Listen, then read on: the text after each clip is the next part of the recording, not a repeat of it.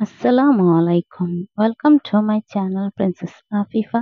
সকলে কেমন আছেন? আলহামদুলিল্লাহ আমিও ভালো আছি।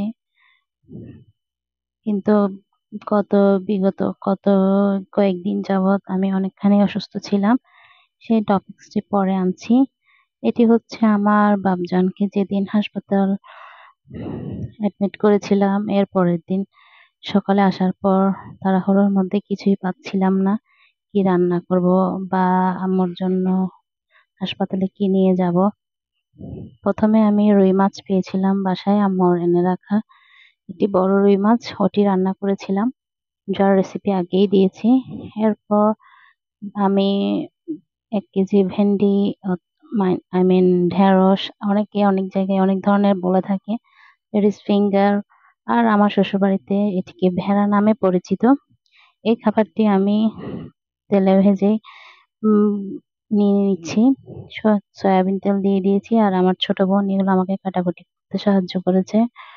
দেখতেই পাচ্ছেন। সে এগুলো এভাবেই রেখে দিয়েছে কেটে।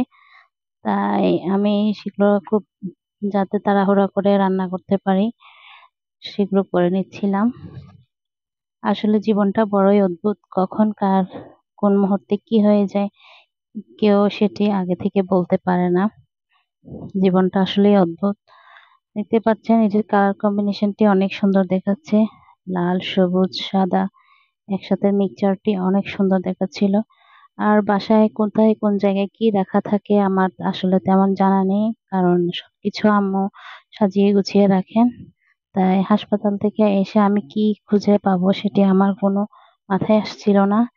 বিশেষ করে আমি এখানে হালকা লবণ, অল্প হলুদের গুঁড়া আর অল্প মসলার গুঁড়া দিয়ে এটি ঝটপট করে কুক করে নিচ্ছিলাম। কারণ হচ্ছে আমার আম্মু ঢেঁড়স ভাজিতে শুকনো চিংড়ি শুটকি দিয়ে থাকে। কিন্তু আমি কোথাও পাচ্ছিলাম না। এটা আসলে কোন জায়গায় রেখেছে আমি জানি না। তাড়াহুড়োর মাধ্যমে আমি আমার আম্মুর কাছেও কল করে জিজ্ঞেস করতে পারিনি আসলে এই জিনিসটা কোথায় রাখে। শুটকি, চিংড়ি শুটকি দিয়ে যদি আপনি এই ঢেঁড়স ভাজিটি করেন অসম্ভব রকমের মজা হয়। আমাদের বাসায় এভাবে ঢেঁড়স ভাজি খেয়ে থাকে। কিন্তু coincidentally আমি সেই শুটকিগুলো পাচ্ছিলাম না। তাই তাড়াহুড়োর মধ্যে আর জিজ্ঞেস করা হয়নি।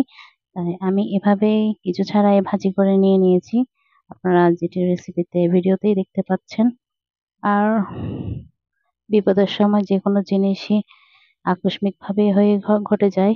ঘটনা সবগুলো দেখতেই পাচ্ছেন। তাড়াহুড়োর মধ্যে এতটুকুই রান্না আসলেই মজা হয়েছিল। যাই হোক না কেন দয়া করে আমার চ্যানেলের সাথেই থাকবেন আর আমার চ্যানেলটি সাবস্ক্রাইব করে দিবেন। ধন্যবাদ।